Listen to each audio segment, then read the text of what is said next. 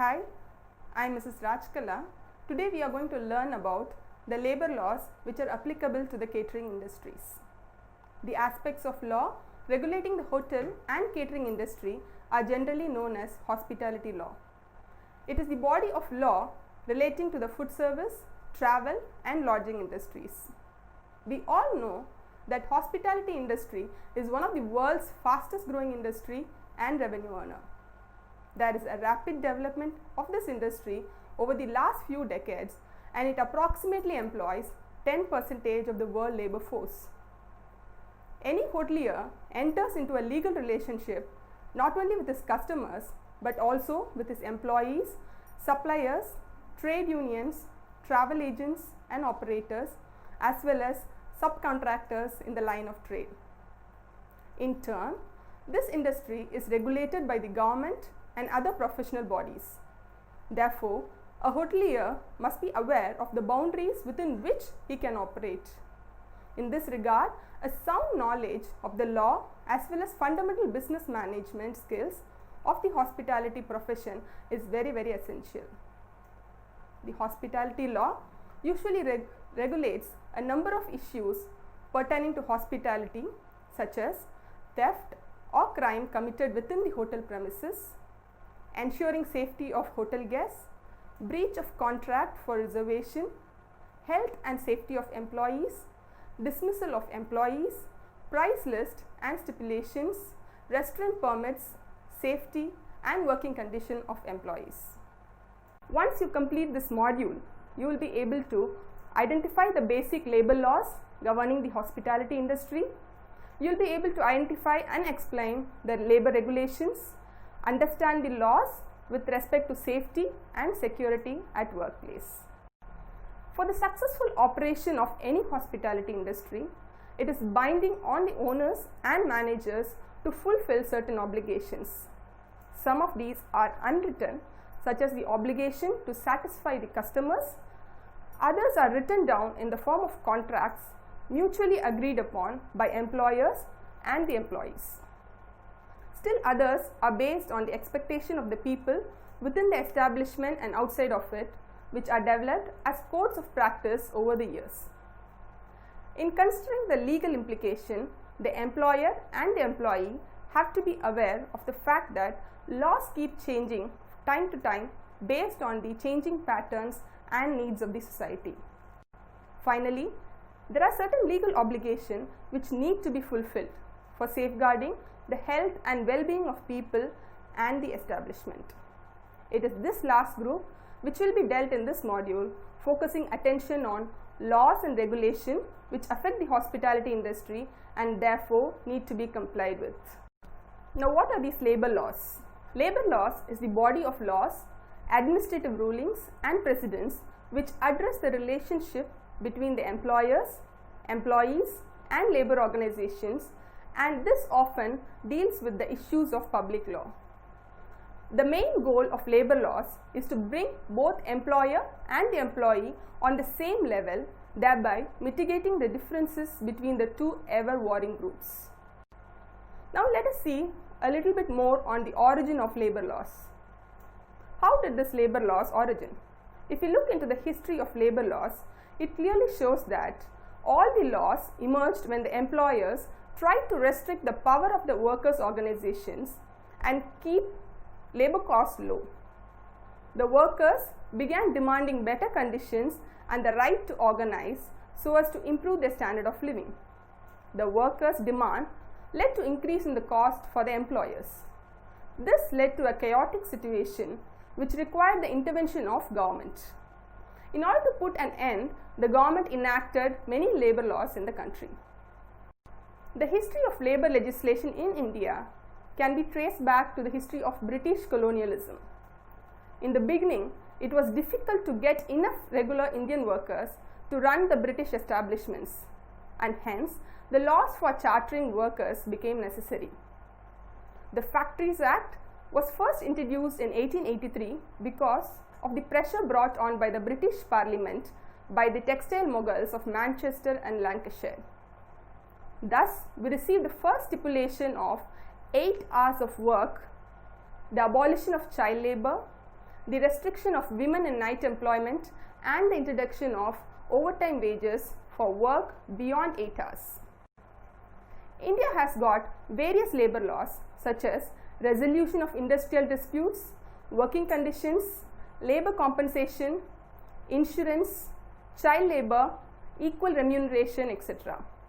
In many countries, it is employer's duty to provide written particulars of employment to an employee. It is otherwise called as contract of employment.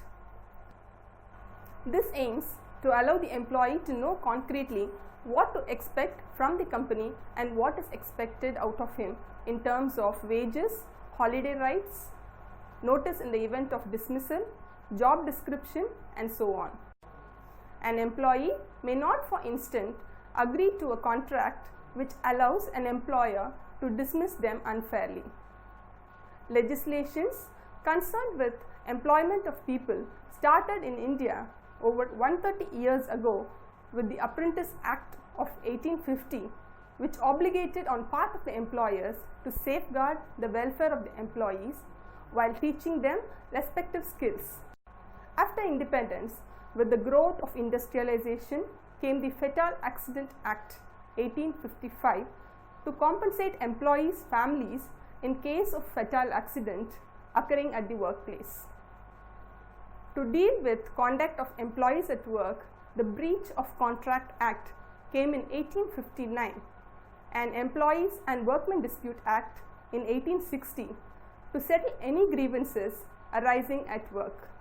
The trade union movement brought about a general awareness about employees of their right through the employers, and legislations increased to keep pace with the changing requirements of the employers and employees. Labor officers were appointed by Royal Commission to liaise with the employers to ensure that sound recruitment practices were followed by them. These officers were expected to ensure that workers were provided good working conditions, canteen facilities for meals, fair price shops, recreation, medical housing facilities, etc. It was in 1947, with the enactment of Industrial Disputes Act, that the welfare officers' role shifted from that of welfare to handling of disputes relating to the conditions of service, salaries, leave, and pension benefits. It was only after 1960 that laws covering all the important aspects of personnel management were promulgated. There are at present more than 110 laws covering employment and working conditions of employees, with amendments appearing from time to time to keep up with the changes in the living and working environment of the people.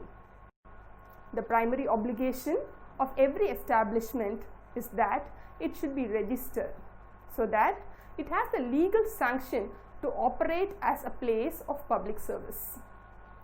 Registration of the establishment may be done by the municipal corporation of the region or controlled by the central government, depending upon the location and size of the facility. Let us see some of the primary areas covered by legislation for employees, such as working conditions, welfare, health and safety, harmonious working relations, and payments. Now let us see one by one in detail. First, let us look into the working conditions. The Shops and Establishments Act 1954 covers the conditions of work which must be provided by all the employers in catering establishments. Working condition refers to the fixation of working hours, regular and timely payment of wages, paid leave, creation of healthy working environment through the provision of basic necessities such as toilets, washing facilities, restrooms, comfort at work, and the establishment of good human relations. The Act requires every employer to specify the hours of work which each employee is expected to put in on every working day. Employer has to ensure that no one is required to work for more than 5 hours at a stretch without at least a half an hour break, or 9 hours on a single day, or 48 hours in any single week. In case it becomes necessary in conditions of emergencies such as staff shortages, strike, etc., for people to work for longer hours, no person should be made to work for more than 54 hours a week. Every employee must have a fixed duration lunch break varying from 45 minutes to 1 hour. The time period fixed must remain operative for a minimum of 3 months before it can be changed. Every employee must have at least 24 continuous hours off in a week with full wages. The period during which wages will be paid every month need to be specified, and payment is expected to be paid promptly every month. The Act also prohibits children from being employed. Any establishment employing people less than 18 years of age would be considered to be violating the laws. Now coming to the welfare measures. The Factories Act 1948 covers the obligation of employers regarding the comfort and welfare facilities of the staff. This act applies to all the establishments employing more than 10 workers and using electrical power in its operations. It also applies to all the premises where 200 or more employees work, even if no electricity is used. It does not apply to premises operated by self-employed persons or their families. The Factories Act expects all the employers to provide minimum safeguards for the safety, health, and welfare of people at work. To fulfill the conditions laid down by the Act, every owner or the manager of an establishment must look after those aspects concerned with the welfare of the employees. The provision of welfare by an employer usually includes washing facilities for the staff along with toilets and restrooms.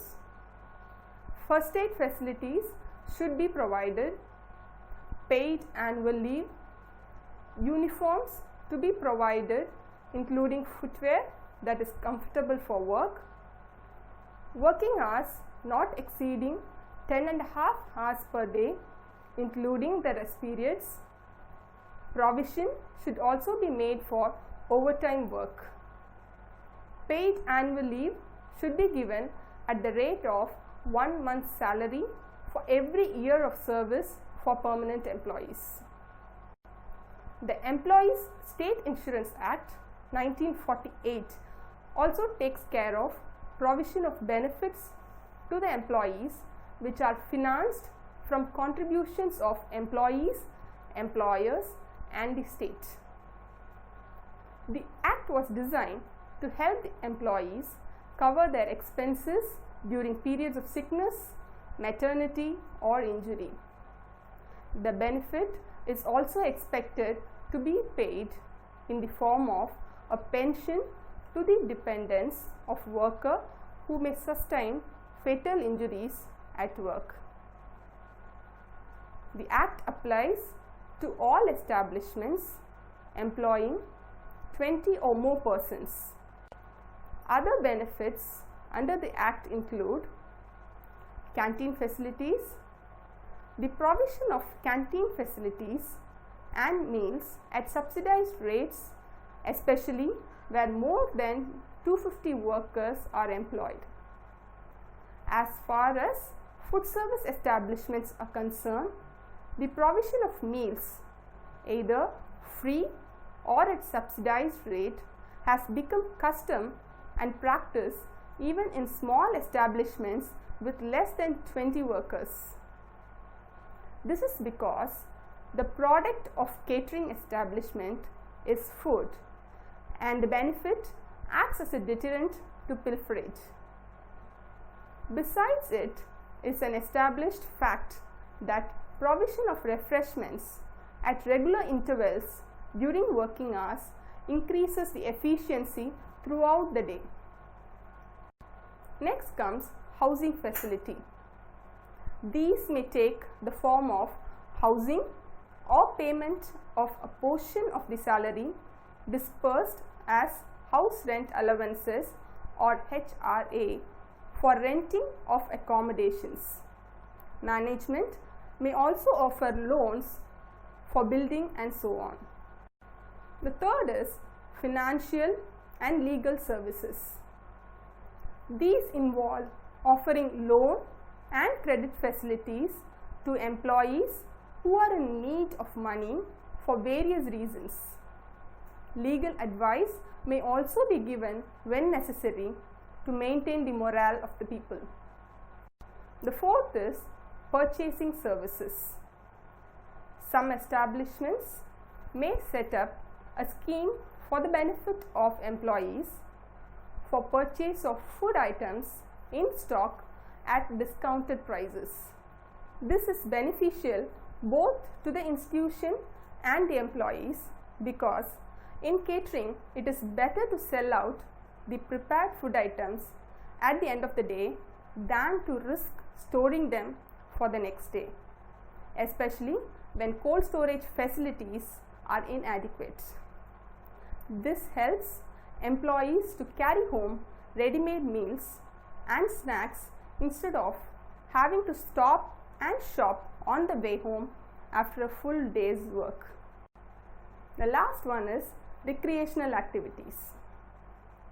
The provision of physical and mental diversion at work is becoming increasingly important to people. Even in very small establishments, it has become a practice to provide music through radio or tape. In larger establishments, the concept of providing indoor activities like reading, cards, carom, etc. for employees during breaks is gaining significance. Now let us look into the health and safety measures. The Factories Act also lays down conditions to safeguard the health and safety of people at work. In order to conform to the Act, employers are liable to provide an environment which does not in any way affect adversely the health of any person or injure or disable him in any way. To ensure a healthy environment, it is necessary to guarantee the cleanliness of the establishment and the staff, proper disposal of waste material, proper ventilation to prevent dust and fumes from collecting in the work environment, and to control humidity through the provision of exhaust fans. Lighting should be such that it should not affect the visibility and eyesight of the people at work. Overcrowding should be avoided by proper planning of work areas. Clean drinking water should be provided. Proper washing and toilet facilities are essential. Now, let us look into the procedures suggested for safety of employees at work. There should be periodic maintenance of electrical appliances, proper placement of firefighting equipments and its regular maintenance, establishment of good working habits and safety policy. There should be adequate supply of safe water, immediate and safe disposal of waste, a high level of building and equipment maintenance, comfortable working temperatures, adequate sanitary facilities for staff and customers, at least one toilet for every 12 people.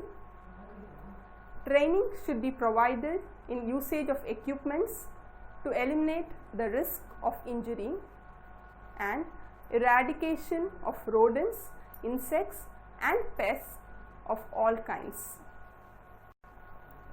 Next we will see on harmonious working relations. The Industrial Disputes Act 1947 makes provision for good working relations through the establishment of free communications and negotiations between people at work. In case of disputes, it only covers those which are supported by a trade union or a large number of workers.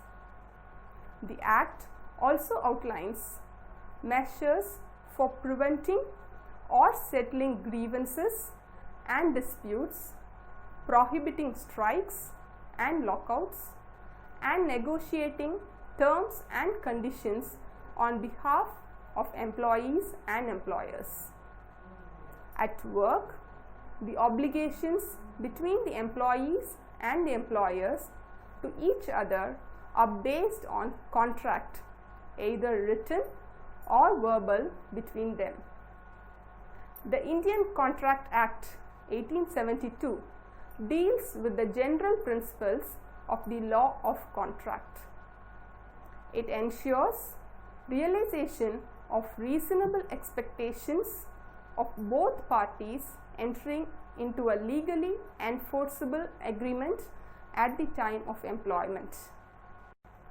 But the Act doesn't spell out the rights and duties which it will enforce, but it provides the structure within which the parties may chalk out their own rights and duties.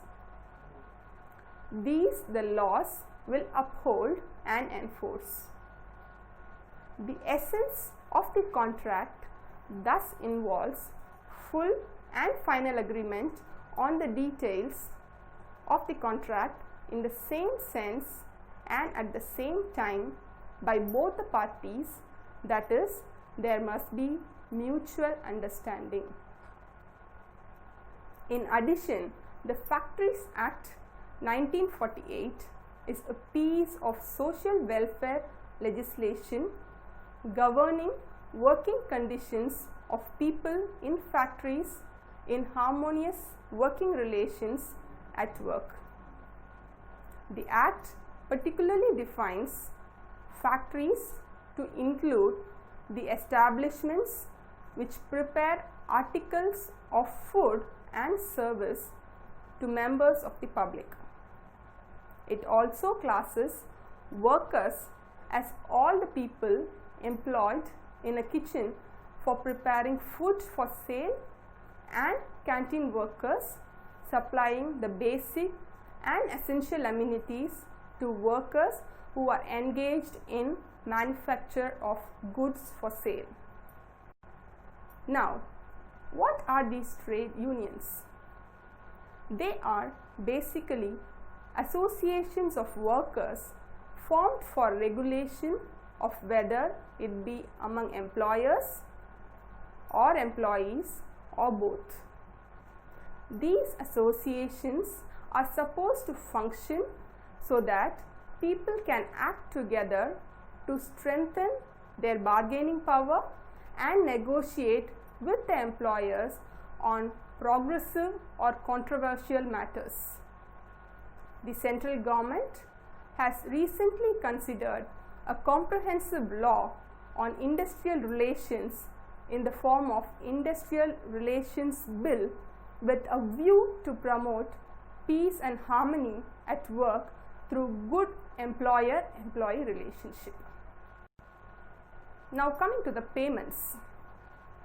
Payments include those made to the employees in lieu of their work done.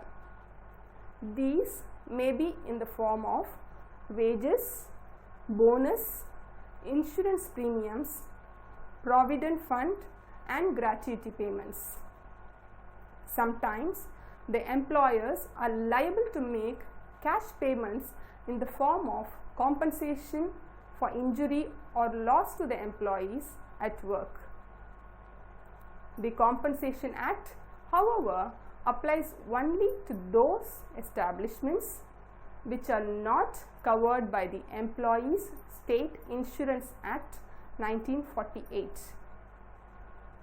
The Minimum Wages Act 1948 was an effort to prevent the employers from exploiting the employees in terms of underpaying them. The hospitality industry is particularly prone in this respect, and the employment of cheap labor is still existent in small establishments which are not often covered by legislations. The criteria set out for wage fixation in the Act are: number 1, living wages. These are expected to be linked with the cost of living index and the supply and demand situation of the labor. Number 2 is the ability to pay. The payment of wages is related to the conditions provided by each type of establishment for work and wage and salary agreements between employer and employees made according to the specific job requirements. Number 3 is fixing wages. It depends upon the going rate within the hospitality industry. What various establishments are paying in a particular area is further related to the productivity of the employees and the bargaining power of the recognized trade unions. The minimum wage rate may be fixed for time and piece of work and also for overtime. The fixation must be in relation to the different types of jobs, the age and experience of the employee, the location of the establishment on which depends the availability of the staff and permanence of appointment, and so on. Permanent employees are generally paid a basic salary with the allowance adjusted according to the cost of living index. The minimum wage may be fixed based on the per hour, per day or per month basis, based on whether the employee is a permanent employee or temporary for a few hours a day or part-time for few hours a week. Where wages are not linked to the cost of living index, benefits in the form of subsidized meals or a facility for purchase of food items at concessional rates for the family may be existent. In some establishments, a rate may be fixed which includes the basic rate, concession and benefits. Thus, wages may be paid partly in cash and partly in kind. From the viewpoint of the employees, his wages are as good as the purchasing power that they confer and the security they give him and his family. The wage policy of any family must not only help to fulfill the basic needs of the employee, but also motivate him to work better and reward him for success and achievement.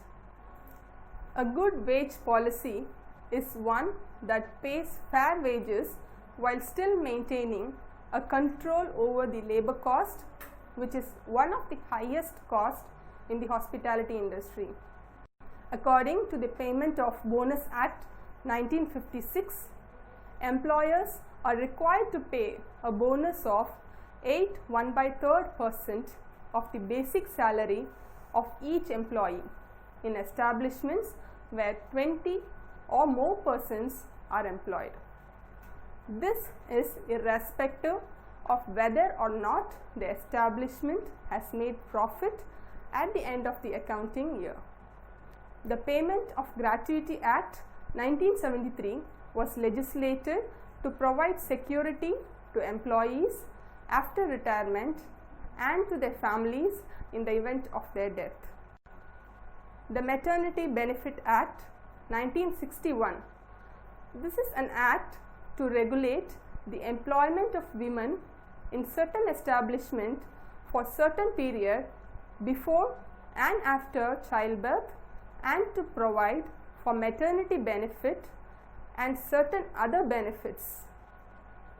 Objective of the act is that the Maternity Leave and Benefit Act is to protect the dignity of motherhood by providing the complete and healthy care to the woman and her child when she is not able to perform her duty due to her health conditions. In the modern world, as the participation of women employees is growing in every industry, so the need of the maternity leave and other benefits are becoming increasingly common. Right of maternity benefit. Every pregnant working woman in any establishment are eligible for maternity benefit provided they have served in the establishment for at least 80 days in 12 months before the expected date of delivery. However, if a woman is earning less than rupees 15,000, she may be offered ESI scheme by her employer and she will receive the maternity benefit from ESI scheme. To summarize, hotels, like all real property, are subject to governmental regulations. However, if they fail to comply with such laws and regulations, they may be subjected to significant liabilities, fines or penalties which could increase their expenses and result in lower operating margins. All the managers of food service establishments, however, should concentrate on training all the staffs to comply with the standards laid down. It is also important that every member of the establishment be aware of the legal, financial and other implications of not achieving the standards laid down by the law. Legislation thus covers all possible aspects of health, welfare and safety of people at work.